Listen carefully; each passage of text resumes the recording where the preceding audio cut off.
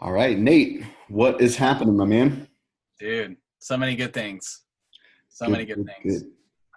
Good to hear it. Why don't you just do a quick intro, who you are, what you do, where you're from? Yeah. Yeah. So my name's Nate Johnson, and I'm from Huntsville, Alabama. And I moved to Nashville about 4.5 years ago and been producing and doing music full time for about almost 2 years now. But when I first moved here, I was working at a software job, and production was kind of something I knew I was good at, but I didn't know how to transition into full time. And so that's where your program helped me immensely. So Love it, man. Cool.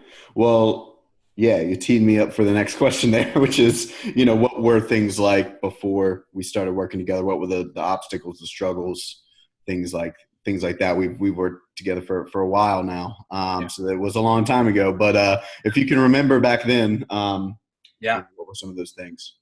yeah. I think I was thinking about this earlier today. I think before we started working together, I think the most I was ever like charging to produce a song, just kind of people I ran into or friends that I made, was like I was usually producing stuff in like the $400 to $600 range. Um, and since being in your program and just learning a lot of ways to do things and ways to not do things and not have conversations with artists.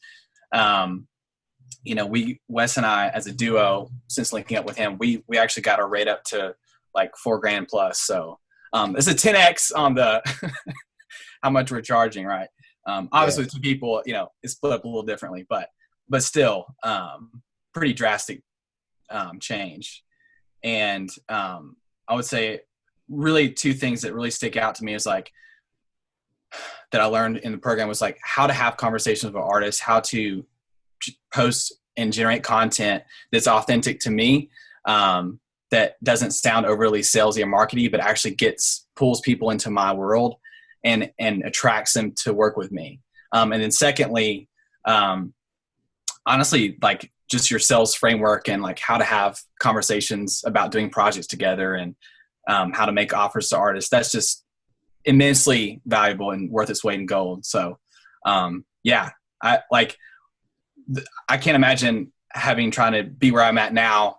I definitely wouldn't be if it weren't for joining Dark Label and just getting your advice and kind of honing my own offer and sales process. So, You don't even need me for this client interview. I Cool, man. don't, bro. I don't know. Honestly, too, like I think where I was, getting my sales call reviewed. Remember that initial, dude? I was so bad. Oh my gosh, I went back and listened to some of these interviews and stuff that I did with artists, just recorded through Skype or wherever, and from over a year ago, and I'm just like, man, I just cringe at like how I handled these conversations, and honestly, I've grown a ton since I remember that first sales recording I sent you that you critiqued in the group and broke down. It was really helpful just to realize like, man, this whole time this artist was trying to make me an offer to work with me. But since I wasn't ready mentally or didn't have a kind of an offer in my business that kind of fit her needs, like I didn't know how to like make her an offer. And yeah, you just breaking down the sales call was just immensely helpful. Well, we won't show that to the public, so don't worry.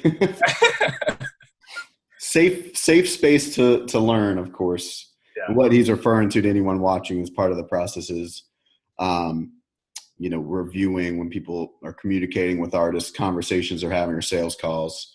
We review those because there's usually little things going on. I mean, it's just kind of the best way to learn it. Like teaching someone sales is obviously there's a great framework. There's some cool things like to learn, but it's really just one of those things that you have to learn by doing it, and you know that. So, Yeah. what? Why did you decide to like hop into a program like this, hire someone like me, and what were your fears around doing that? Yeah, I think the main reason was I just quit my day job or was planning to quit my day job, and it was just around that time that I was like, I really don't know. I don't even know what I don't know. It's like there's things that we know that we don't know, and we definitely seek out helpful wisdom and advice and consulting. Hopefully, we all of us do that. in our lives for the things that we know that we don't know. But I realized that there's things that I didn't even know that I didn't know. And so all the uncertainties, all the mystery, the question marks of like, how do you actually make, a viable income doing music and producing artists, and more than that, like, how do you, market yourself online, and how do you, which is so funny to me that like, people in our music community have such an adverse like mindset towards marketing, but it's just BS, because really, like, if you think that what you have is good and is helpful to people, like, you should feel like convicted to actually present that to people, for their benefit, so that they don't hire some other terrible producer who gives them an awful experience. I mean, we've heard so many horror stories of like expensive, credited producers who are just jerks, and don't provide a good experience. And so it's like, just even learning, like, it's my job to actually feel like, no, like I need to make offers to artists so that they have a good experience and they come out with a great song. But yeah, just as far as reasons like why I joined the program, I just realized that I needed help, like navigating, the chaos of the music industry as a producer and building a business. It's just something I've never done before. You always had in me just from an entrepreneurial standpoint and like the talent from the production. But yeah, I mean, honestly, I was more scared of like doing this on my own than doing it with help. So Same. Yeah. yeah. Yep. I'm with you, man. Cool. Love it. Any just final little advice that you want to give to someone who may have been in your situation beforehand? um, just a word I would have for like producers maybe on the fence, like, don't make the mistake of being arrogant enough that you think you're just going to figure everything out and it's going to work awesome. Because honestly, like, all the most successful business people I know and entrepreneurs, like, they make strategic investments into business mentors and to, big courses and trainings. Like, they take action that, honestly, is like actions that the person they want to become would take.